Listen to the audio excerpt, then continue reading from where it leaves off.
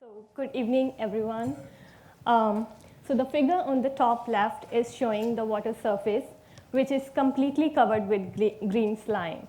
And this happens when excess of fertilizers, which are used in agriculture, they end up in water bodies where they increases the growth of harmful algae plants. So to solve this water solution problem, we cannot stop using fertilizers in agriculture because otherwise the plants won't survive. But surprisingly, in nature, there is a substitute for these chemical fertilizers, and that substitute is nitrogen-fixing bacteria. In nature, you will find these bacteria living inside the oval-shaped structures on the plant roots, where the bacteria multiply and fix nitrogen for the plant. And this symbiosis is possible only when plant and bacteria enter into a mutualistic relationship called symbiosis. So in symbiosis, both the partners are benefited. The bacteria fix nitrogen and provide it to the plant, and in return, the plant provide carbohydrates to the bacteria for growth and multiplication.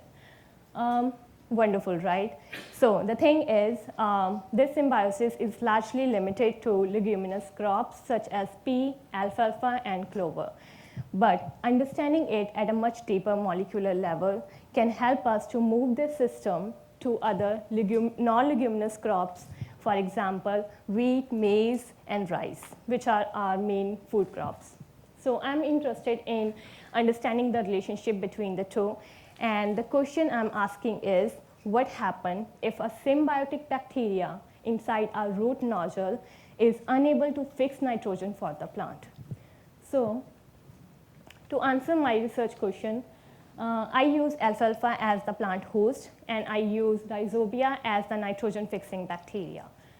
And so these bacteria, as you can see, it produces these beautiful pink color cylindrical nodules on the plant roots where the bacteria multiply and fix nitrogen for the plant.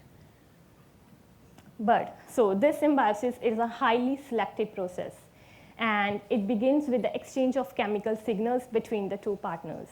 So if through these chemical signals, the plant recognizes bacteria as being beneficial or friendly one, it allows it to invade the root nodules. So that you can see in here, the big cylindrical nodule.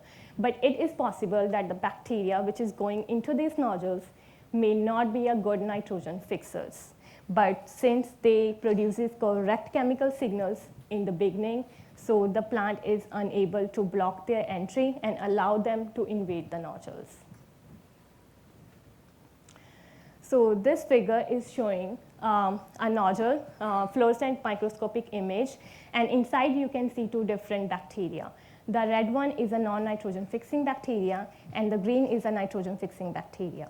So here the presence of large number of red bacteria indicate that plant is unable to recognize and it is unable to punish the non-nitrogen fixers once they are inside a nodule. So when we quantify the bacteria of each type inside a nodule, the red bacteria, the non-nitrogen fixers, they were surprisingly much higher in number. So this indicates a parasitic nature adopted by the non-nitrogen fixers. So once these are inside the nodule, they are feeding on plant nutrients but not providing any nitrogen in return. So this answers our research question that if a bacteria, a symbiotic one, is inside a nodule and not fixing nitrogen for the plant, then the plant is not able to recognize that, it is not able to punish the bacteria, and as a result, the bacteria, it becomes a parasite for the plant. Thank you.